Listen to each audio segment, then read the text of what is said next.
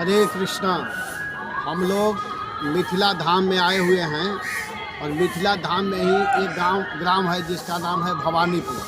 भवानीपुर ग्राम में जब हम लोग आए, देखिए भगवान जो हैं अपने भक्त के पीछे किस प्रकार आते हैं। यहाँ मिथिला में एक भक्त हुए हैं जिनका नाम है विद्यापति जी। विद्यापति जी बहुत बड़े विद्वान थे और बहुत सुंदर मैथिली भजन गाते थे। जिस भजन को सुन करके महादेव कैलाश में थे, लेकिन वो इतना भावावेश में हो जाते थे, उनको इतना अच्छा यह भजन लगता था कि एक दिन उनसे रहा नहीं गया।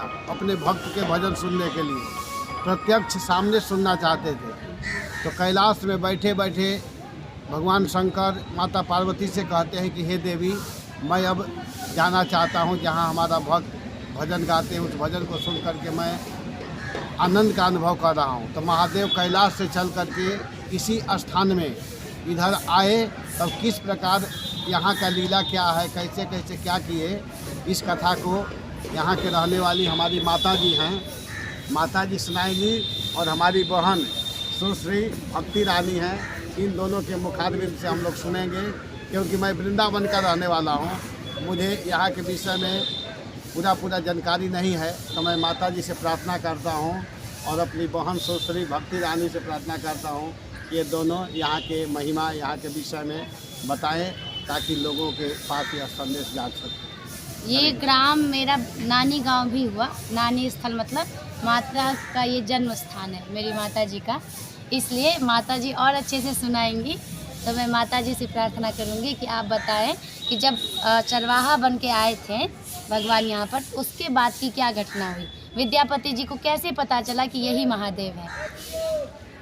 एक दिन ऐसा हुआ, उनका एक और चरवाहा था जिसका नाम रामू था। वो रामू बहुत दिन से नहीं आ रहा था, अपने गांव गया। तो विद्यापति जी बोले शिव जी से, अपना नाम उगना बताए थे, जो मेरा नाम उगना है। जब यहाँ आए तो एक चरवाहा के रूप में आए। तो उनका नाम पूछा गया, विद्यापति जी नाम पूछे, जो तुम्हारा नाम क्या है? तो बोले मेरा नाम उगना है। पत्नी का नाम बताए, पर्वतिया है। ऐसे ही अपना एक स्वरूप छिपा करके आए थे, इसी कारण से। तो ऐसे में बोले देखो रामू नहीं आ रहा है, तो हम लोग चलते हैं उसके गांव जा कर के पूछते हैं उसका क्या हाल चाल है। उस टाइम में तो फ़ोन मोबाइल ये सब कुछ नहीं ना था। तो ये अपना गए, पैदल ही पहले यात्रा भी होती थी, तो उसी में पैदल ही दोनों गए। शिवजी चरवाहा के रूप में, उनका जो भी था वस्त्र, कुछ खाने पीने का सामान, लोटा में जल, ये सब लेकर के पीछे पीछे चल रहे थे। तो जल तब तक समाप्त हो गया था, लोटे का जल। फिर यहाँ आते, जिस जगह हम लोग बैठे हुए हैं, यहाँ आते ही उनको बहुत जोर की प्यास लगी। तो बोले जो उगना, तू मेरे लिए पानी लाओ कहीं से, अब मैं प्यास से मेरा प्राण निकल जाएगा। उस समय कहीं भी नहीं, पूरा जंगल था, कहीं भी पानी की व्यवस्था नहीं थी। उस टाइम में चापाकल भी नहीं होता था। तो कहीं ढूंढ रहे थे जो कहीं सरोवर मिले, कहीं कुआं मिल जाए। तो वहाँ वो सब कुछ नहीं मिला उनको। तो शिव जी बोले अब मैं क्या करूँ, पानी की व्यवस्था यहाँ नहीं है, लेकिन ये तो प्यास से तड़प रहे हैं। वहाँ क्या किए, अपना रूप को प्रकट करके एक जगह उनसे अपने स्वरूप दूर, बहुत दूर जा करके वहाँ पर मैं जल, अपने गंगाजल जटा से गंगाजल निकाले, फिर उस लोटे के मंडल में अपना डाल दिए और डाल करके शिव विद्यापति जी को लाकर फिर वही स्वरूप में, उगना स्वरूप में आ गए। जल दिए। तो जल पीते ही विद्यापति को लगा जो ये जल सामान्य जल नहीं है। वो भक्त थे, उनका हृदय, उनका स्वाद, मतलब हमेशा स्वाद होगा उस जल में। तो वो सामान्य मतलब वो तो बड़े दिव्य ज्ञानी थे, तो उनको लगा जो कुछ है, ये जल सामान्य जल नहीं है। तो ऐसा उनको आभास होते ही वो जल को पीते ही अब बोले जो ना, ये जल तो लाया कहाँ से, सो बताओ। बोले जो यही जो वहाँ पर एक बगुला नाम का एक होता है ना, उजला उजला पक्षी। बगुला। हाँ, तो वो जो वहाँ बगुला उड़ रहा है, बस वहीं से हम पानी लाए। तो बोले जो नहीं, ऐसा तो नहीं हो सकता, वहाँ पानी दिखाई नहीं उनको। चलो मुझे दिखाओ। ले चलो। तो ज़बरदस्ती ले गए। वहाँ पर गए तो कुछ नहीं था। तो चरण पकड़ करके वो जो उगना चरवाहा नाम से वहाँ शिव जी थे, उनका चरण पकड़ करके बोले जो ना, तू बताए है कौन, तू बताओ जो है तुम कौन, मुझे नहीं लगता है तू उगना है। तो मैं ये चरवाहा है, मेरा नौकर बन के आया है, तू कौन है, कहाँ से आया है, सो बताओ। अब बोले जो ये विद्यापति जी अब मुझे छोड़ने वाले हैं नहीं, तो अपना स्वरूप वही प्रकट किए जो यहाँ उग्रनाथ महादेव, उग्रनाथ महादेव जहाँ हम लोग आए हैं। अभी दर्शन करेंगे, अभी हम दिखाएंगे आपको। तो वो जगह भी आपको हम दिखाएंगे जहाँ पर, क्योंकि अब विद्यापति जी को ये बात पता चल गई थी कि यही साक्षात महादेव हैं। उसके बाद क्या हुआ कि जिस जगह पर स्वयं महादेव ने विद्यापति जी को गंगाजल पिलाया था वो जगह भी दिखाएंगे। उससे पहले हम महादेव का दर्शन करवाते हैं। तो इसके बाद की कहानी ये है कि उन्होंने कहा था कि कुछ भी हो जाए आप अपने घर पे अपने पत्नी इत्यादि किसी से भी ये बात नहीं बताएंगे सगे संबंधी से कि मैं साक्षात महादेव हूँ, क्योंकि मुझे आपके भजन में बहुत रस मिल रहा है। आपके भजनों को सुनने के लिए मैंने चरवाहा रूप धारण किया है। इसके लिए आप से विनती है कि आप बिल्कुल किसी को नहीं बताइएगा। तो विद्यापति जी वो बात मान गए। जब वो ये बात मान गए तो फिर उसके बाद एक दिन उनकी पत्नी का व्रत था और उन्होंने कहा कि जाओ उगना जंगल से लकड़ी लेते आओ। अब पार्वती जी को ये होने लगा कि भाई कब तक महादेव रहेंगे नीचे, हमारे साथ हमारे परिवार के साथ उनको रहना चाहिए। तो जंगल में जब वो लकड़ी लेने के लिए गए महादेव, तो वहीं पे पार्वती जी ने बातों में उनको बहला दी कि जैसे कैसे कि भी इनको लेट हो जाए, इनको देर हो जाए। तो जब उनको देर हो गया तो उनकी पत्नी गुस्से से लाल, क्योंकि वो तो उनको सामान्य चरवाहा नौकर समझ रही थी ना, तो उनको बहुत ज़्यादा गुस्सा आया। तो जैसे वो उनकी पत्नी जो है वो लकड़ी लेके महादेव आए उगना चरवाहा रूप में, तो उनकी पत्नी एक चेहरा पड़ा हुआ था छोटा सा लकड़ी जोर से उठी मारने के लिए। इतना देर कहाँ हो गया, वो मारने लगी।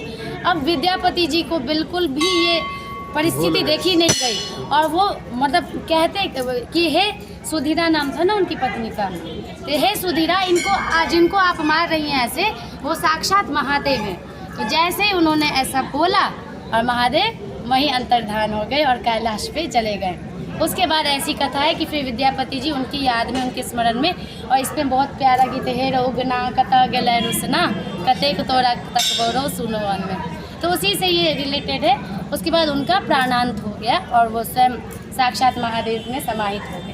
तो ये उग्रनाथ महादेव है। और ये जो उगना महादेव है ना, ये पंडा जी के सपने में आए थे। कपिलेश्वर पंडा है कि मैं यहाँ पर स्थापित हूँ, मैं यहाँ पर नीचे हूँ, तो मुझे आकर आप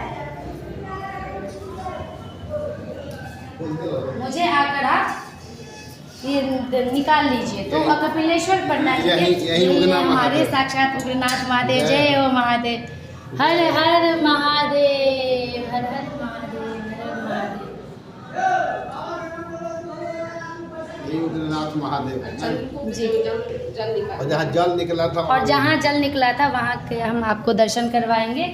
आप लोग निश्चित ही मिथिला जब भी आए उग्रनाथ महादेव के दर्शन करें। बहुत सिद्ध महादेव है। इनकी एक और कथा मैं आप लोगों को सुनाऊंगी। एक और ये भी है कि जब कपिलेश्वर पंडा के उसमें वो आए सपने में, तो उन्होंने खुदाई करवाना प्रारंभ किया। तो जब खुदाई करवाना प्रारंभ किया तो लोग सोच रहे थे कि महादेव को और ऊपर लाया जाए। जैसे जैसे मिट्टी खोद रहे थे वैसे महादेव अंदर जा रहे थे। तो महादेव की इच्छा थी कि भाई हम जिस स्वरूप में बस उसी स्वरूप में हमारा आप पूजन करो। इसके लिए उसके बाद मिट्टी खुदाई बंद हो गई। इसलिए आप देखते होंगे ये जो ज़मीन का स्तर है ना, ये ऊंचा है और महादेव को आप देखे होंगे वो नीचे हैं। ठीक है, वो नीचे लेवल पे हैं किसी कारण से। और यहाँ नंदी महाराज, स्वयं नारायण, हनुमान जी का मंदिर, काशी विश्वनाथ, स्वयं पार्वती शनिदेव है ना यहाँ पर उपस्थित है। और इन्हीं के साथ मैं विद्यापति जी का दर्शन करवाना चाहूँगी। ये आप दर्शन कर रहे हैं हमारे मिथिला के महान विभूति गर्व के हमारे संत श्री 108 विद्यापति जी महाराज, जो बहुत बड़े भक्त भी हुए हैं, संत भी हुए हैं, विद्वान भी हुए हैं और हम सभी मिथिला वासी के गौरव हैं। तो इसी क्रम में मैं आपको ले जाऊंगी कि विद्यापति को जहां महादेव ने गंगा जल पान करवाया था, वहां आपको दर्शन के लिए ले जाऊंगी। देखिए, ये हमारा चंद्रकूप, जहां पर स्वयं साक्षात महादेव ने विद्यापति जी को गंगा जल का पान करवाया था। तो ऐसी मान्यता है कि जब भी भक्त आते हैं तो इसी कुएं से, इसी कूप से जल भरते हैं। यहाँ वैसे सरोवर भी है, लेकिन वहाँ उस सरोवर में केवल आप अपना ये कर सकते हैं, ठीक है, पैर धो सकते हैं, हाथ धो सकते हैं, लेकिन जल अगर आपको लेना है, और ऐसी मान्यता है कि इस जल से कभी भी चरण नहीं धोना है, ठीक है। इस जल से हमेशा अपने आप पे छिड़काव। और आपको देख के आश्चर्य लगेगा कि इस कूप का जल इतना मीठा है, गंगा जल के समान ये मधुर और शीतल है। इस प्रकार हम किसी भी तीर्थ में जाएं, किसी भी धाम में जाएं, तो हमें बस इतना ही संदेश मिलता है कि यदि मन में है विश्वास तो भक्ति में है शक्ति। अगर सच में अगर हम अनुभव करें भगवान है, उनका हम भजन करें, कीर्तन करें, उनका स्मरण करें भक्ति भाव के साथ, तो हमें भी भगवान दर्शन दे सकते हैं। तो ये हमारे जो भक्त होते हैं, संत होते हैं, ये हमारे लिए प्रमाण है। अगर कोई शंका करता है कि भगवान कहाँ है, तो ये प्रमाण आके देखें, है ना। तो भगवान है, बस ज़रूरत है कि हमें भजन के माध्यम से, ध्यान के माध्यम से उन्हें देखने की। धन्यवाद। जय श्री सीताराम। आशा है आप लोग निश्चित यहाँ आएंगे और अपने आप को दर्शन महादेव का करके अपने आप को कृतार्थ महसूस करेंगे। जय श्री सीताराम। हरे कृष्ण।